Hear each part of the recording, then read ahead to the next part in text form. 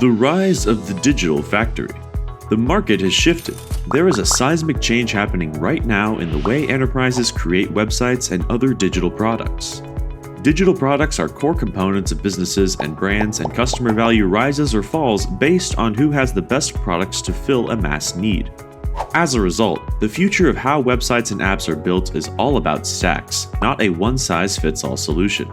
The Digital Factory provides a useful framework by which digital teams can effectively combine their skills with the new digital stack. But every factory needs power. So, what powers a digital factory?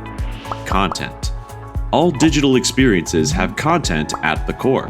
With some tools, developers can also access content infrastructure through code using the language of their choice, while content teams have access to the same content through an editor app that allows them to easily add or edit content.